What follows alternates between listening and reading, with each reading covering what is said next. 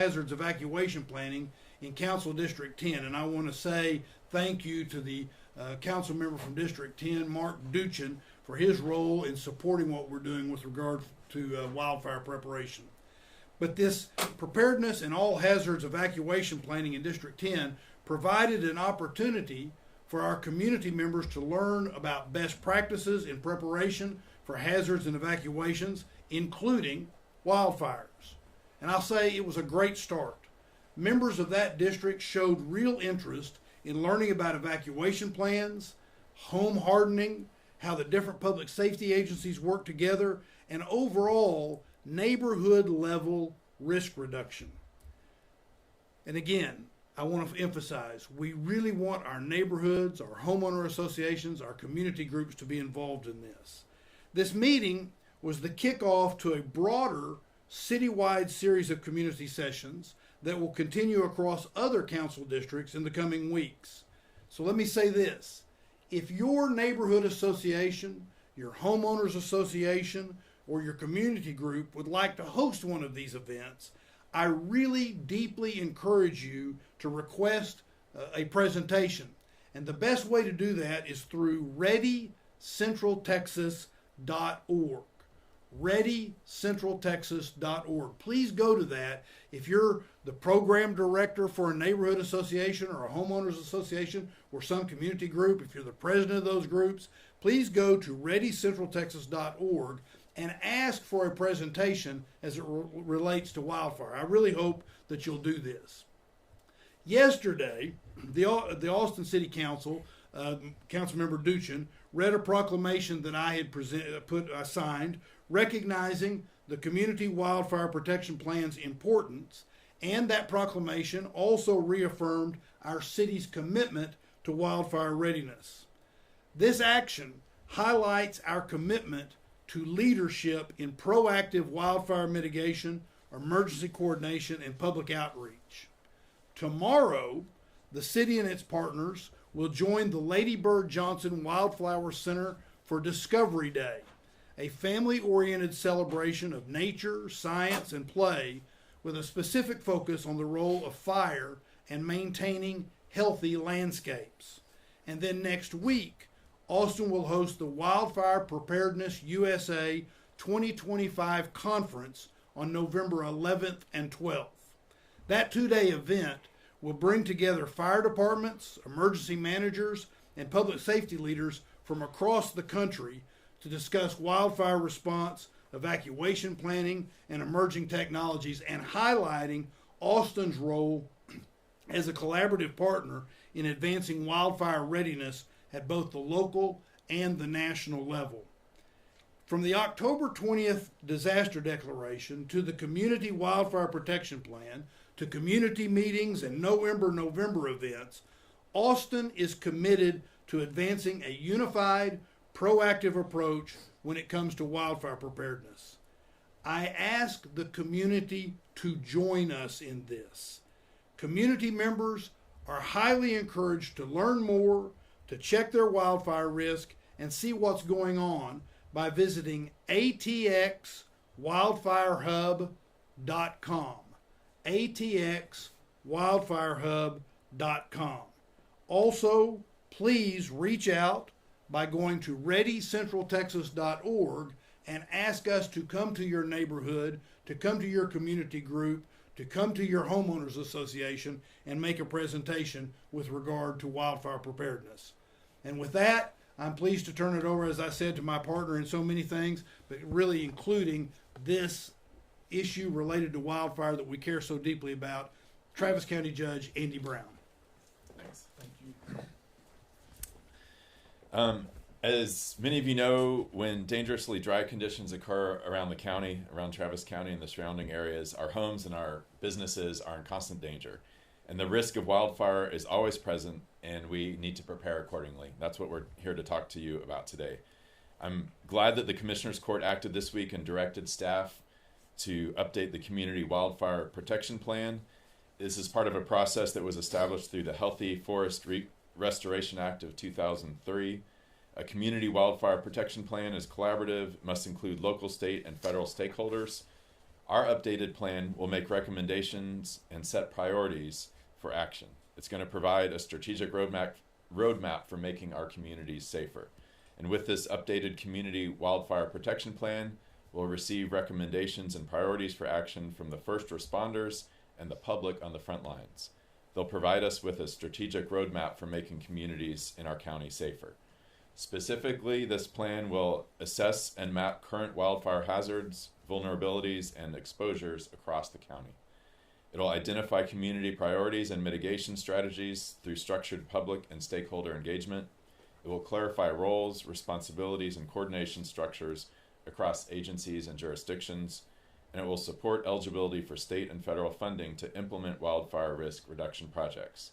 It will also align wildfire mitigation with land use, development, infrastructure planning, and emergency response practices. So we need the public's feedback to help us in that process. And your first opportunity to provide feedback to that process for the county is on November 19th. We're going to have a virtual public engagement meeting. And hopefully you can attend if you want to. If you cannot, there will be additional opportunities for this, such as an online survey.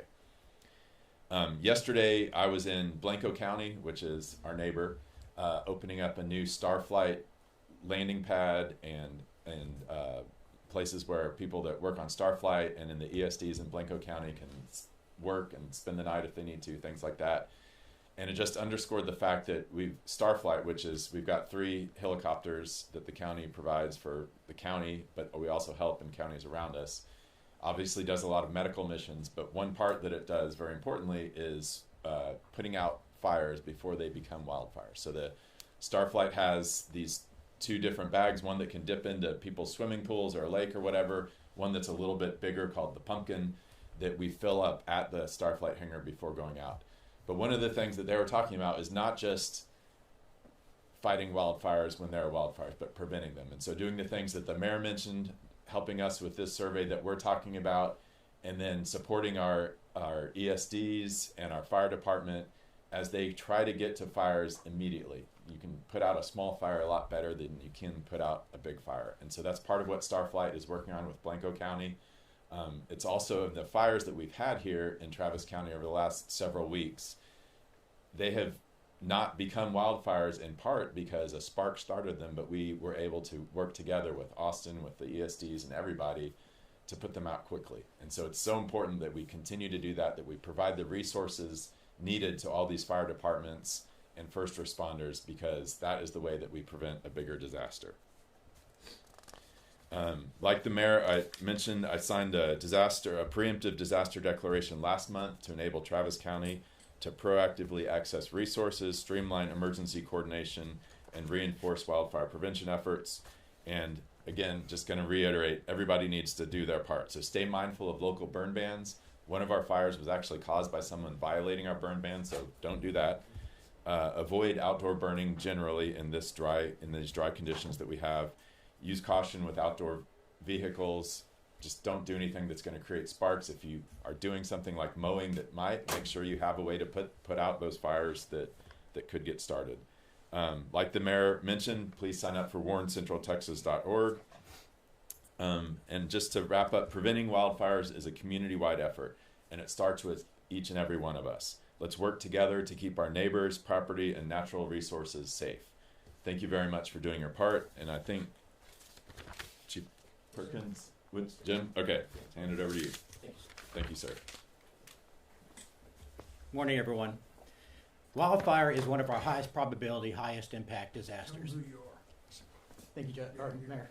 So my name is Jim Reddick, Director of Emergency Management here for the City of Austin, formerly known as Homeland Security and Emergency Management, now Austin Emergency Management. So wildfire is our high probability, high impact threat, and it is important for us to have plans that are unified in nature and community driven. So it's my pleasure to represent the many departments that go into this planning process. It's not just emergency management, it's obviously fire, it's law enforcement, it's EMS, it's public works and transportation. But like the judge and the mayor said, it's also the community. We're not writing these plans for the community, we're writing them with the community. So the talks that we had in District 10, we want to have that with everybody because it's an opportunity to have real discussions on what really happens during wildfires and what people can expect. And when they receive an evacuation order, that it's important to adhere to that and be ready to go at a moment's notice, because wildfire can be a very quickly developing incident. And we want to make sure that folks who live in those threatened areas are safe and have a safe place to go and really are able to get through those types of scenarios. So we establish a unity of effort among all the different departments and partner agencies like the Red Cross, like Cap Metro, and so many others, and you need to be part of that unity of effort as well. So it's my pleasure to announce that we have a new wildfire plan, a hazard-specific annex that goes way much deeper into the fire folks putting the wet stuff on the hot stuff, right? It's our opportunity to explain the complexities, the different partnerships that are involved, where folks could expect to go if asked to order, or what it means to shelter in place, and the fact that there would be fire folks with you if that was the tactical decision to make. So our philosophy is, if you don't know the plan, then you're not going to know how to respond when the time comes. And so we want to develop that plan with you. We want to challenge that plan with you. And through those talks, like we had at District 10, we want to hear your concerns as well, because we don't pretend to have a monopoly on all the good ideas. We want to hear your lived experiences, some of the questions that you might have, whether you're mobility challenged or whether the access to and from your location is accessible or not, and talk about those worst case scenarios. So the wildfire protection plan allows us to kind of go through those, as well as the evacuation orders and what that means. So that's another annex that we developed, again, in partnership with fire, law enforcement, EMS, public works, transportation, and the like.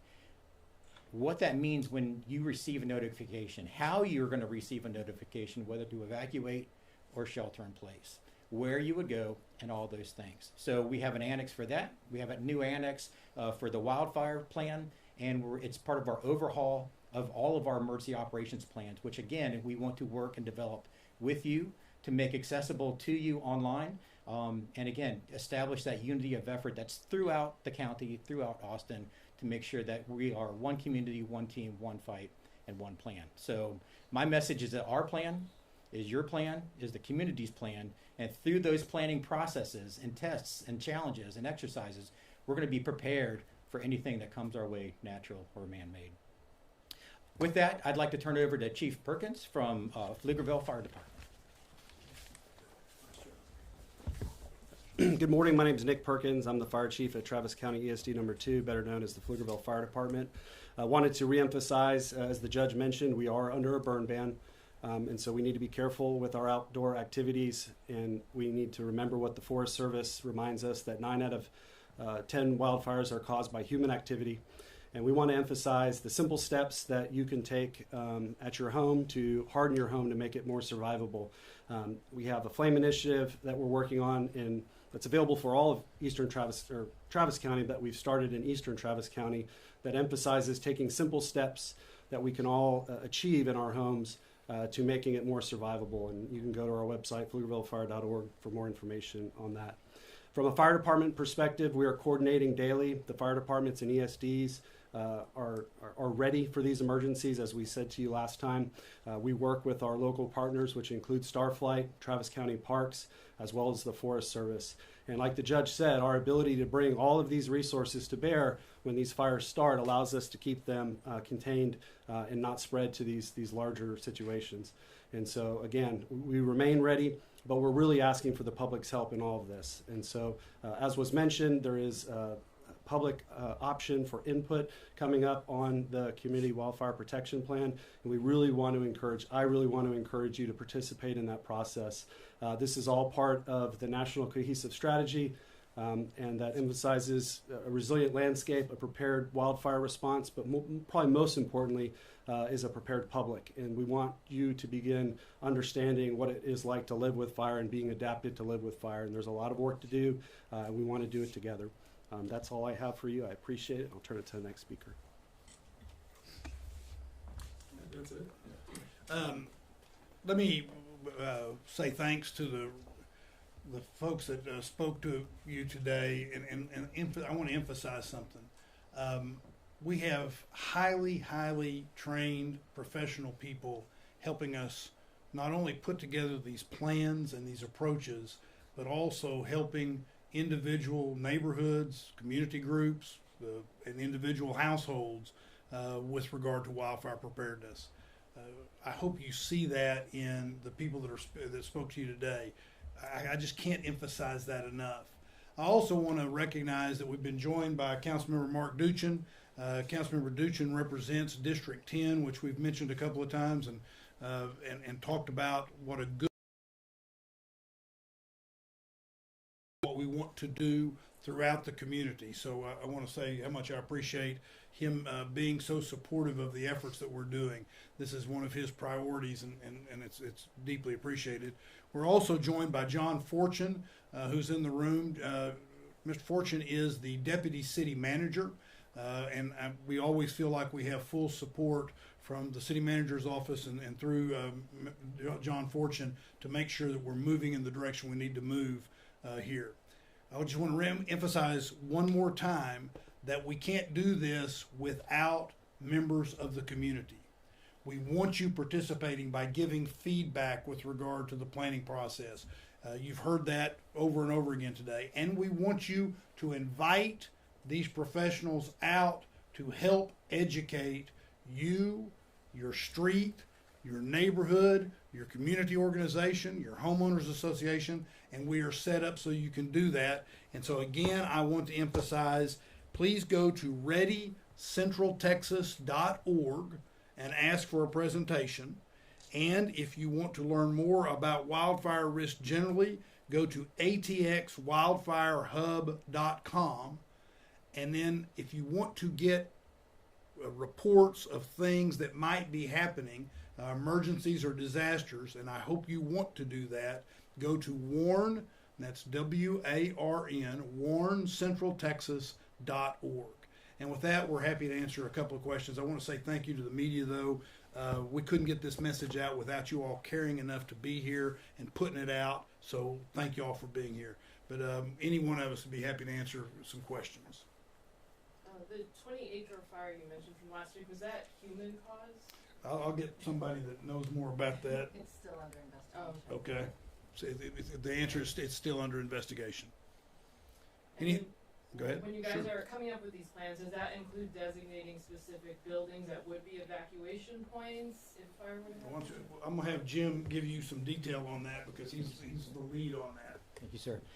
So it's going to be situation dependent, wherever the wildfire starts, the wind speeds, the wind directions, and everything else. So the responders on scene will determine what strategies need to be taken, and then yes, we will start notifying folks through the Everbridge system that we have, as well as Warren Central Texas. So we will notify those folks with a quickness as far as not only who needs to evacuate, but where we would like them to go. If you don't mind, explain a little bit about the Everbridge system so that people will know that system that we have in place. And then, again, he's going to talk to you about Everbridge because that's a very important tool that we have to let people know. But again, warncentraltexas.org is, in my opinion, the best way for people to stay up to date on things that might be happening. I appreciate that, Mayor. So yes, we're an alerting authority, right? Which means that we can send an alert very similar to what you would receive with an Amber Alert or some sort of weather warning. We're able to send that to folks that are in that vulnerable area that we need to evacuate. They're for life-saving messages, so you would know what the threat is, who the message is coming from, but also what action we need you to take, including where to go. And a link to where you can get more information. And that more information is Warren Central Texas. So the FCC regulates for how many messages or what types of messages we can send out, life-saving messages again. Warren Central Texas allows us to keep you updated all throughout the incident. So we're going to tell you if there's going to be a temporary assembly point, where that temporary assembly point is, or where they are, if there's multiple ones. And so that's our way to communicate with you throughout and gives you the opportunity to know where you can get answers when you have any questions. So Warren Central Texas is dependent on subscriptions. And there's not a really high subscription rate, so we encourage folks to register for Warren Central Texas. Everbridge, the IPAWS, the Integrated Public Alert Warning System / Wireless Emergency Alert, the Amber Alerts and so those are not based on subscription. Those are based on cell tower locations. So you don't need to subscribe. If you're a visitor to the area, you're going to receive those messages. And again, they're meant to get your attention with a unique ringtone or vibration with actionable information to respond to whatever that order might be. But I want to emphasize, don't just rely, that's the tool that we'll use, but please sign up for warncentraltexas.org. That keeps you best up to date about what might be happening. And one of the other things I'll say about why I keep, and I know I'm harping on this, but I think the judge agrees with me. If you talk about the top 3 things that might keep me awake at night, that's this. This is one of the top 3 things that keeps me awake at night, is something like a disaster or an emergency like this happening, and people not being aware, and how we're going to get their attention. So I really do encourage everybody not only to sign up for Warn Central Texas, and I'll keep harping on it forever, I guess. But in addition to that, the reason I'm harping so much on, I really want you to do like what just happened in District 10, and multiple times, that's going to happen again. But when I say neighborhood associations, have one of your neighborhood association events be about this. Have your homeowners association events be about this. Have your community group. The reason I keep harping on that is because I want people to be ready if something happens. I want them to know what they need to have to be ready in their home if something, God forbid, were to happen. But I also want them to be able to take action now so that they avoid damage. Part of No Ember November. You may ask about why No Ember November. Most houses get caught on fire not because of the wildfire that's right there. It is because of an ember, and their house hasn't been. The word is hardened, because embers can travel. It depends on who you read and what you listen to, but a mile or more. And so a wildfire or a fire could be somewhere off in the distance, a mile away, and that ember somehow lands. You're unlucky enough that it lands there, and now that wildfire has spread. You need to know the things you can do to prevent that at your home, and how you can be prepared if, God forbid, something like that happens. So that's why I keep harping on this, and I guess harping is the right word. So, any other questions? Obviously, with the initiative is No Ember November, but wildfires don't necessarily stick to our own calendars. So how long past November should Austinites be in a heightened state of awareness Always. about wildfire? Keep in mind what I said at the very beginning. It's a really good question. No Ember November. Now I can't say it. No Ember November is a catchy way to get attention, but this is not just a November problem. This is something that we need to be paying attention to year round. And keep in mind the statistic I gave. We're ranked number 5 for the number of homes in the highest risk of being subject to wildfire.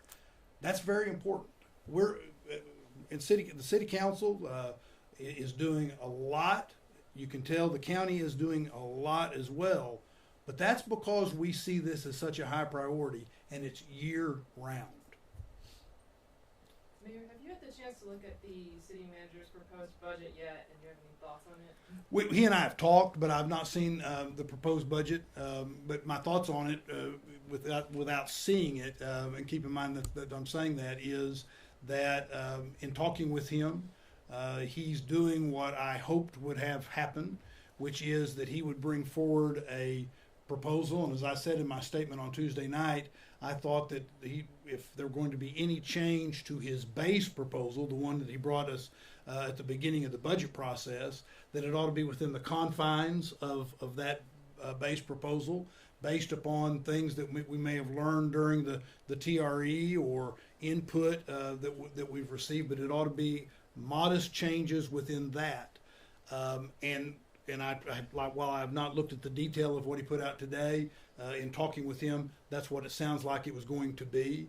I now think that the next step, and I put out a statement yesterday on the message board and in my I hope weekly newsletter, the Watson Wire. I laid out a process for us, and I think we have to have a disciplined process for now assessing that budget. And I think it needs to be a stable, structured process as well. So what we will do is on the 13th, we will be posted for, and we will conduct a work session on the manager's proposed budget. We will then have one additional work session the following Tuesday, I think it is, and then be prepared, hopefully, to soon after that, on that Thursday, and I don't have the dates in front of me, but we will have the opportunity to vote.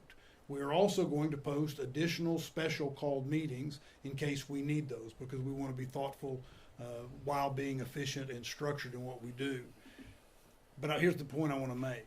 I think the council also needs to be disciplined in the way we approach that, and if we're going to make changes in that proposal, those also ought to be modest changes to that. I don't think this is the time. I think the message of this week is pretty clear that this is not the time for us to engage in divisive discussions and relitigate things that may have been decided or dealt with some time ago. We have very clear marching orders, I think, from the public on how they expect us to approach this. So I'm very pleased that the manager acted promptly. That I think is appropriate, and I'm pleased with that. And now the council needs to, working with him and working through these public meetings, move forward in the same way, maturely, in a disciplined way. All right, folks, thank you all very, very much. We appreciate you.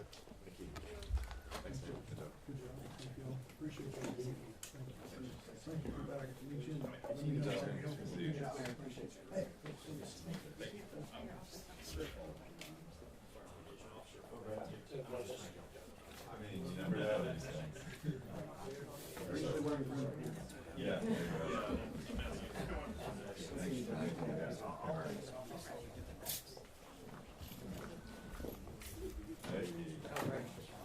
How's audio came out good? Yeah.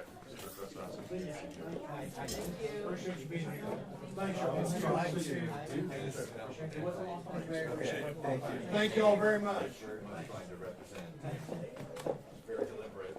This morning when I got out. Yeah.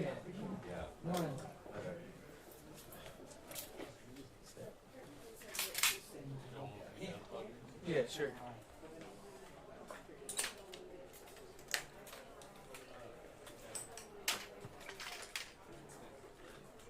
Gotcha, Chris. Can you hear me now? That's cool. Just want to make sure the fell off the swoop.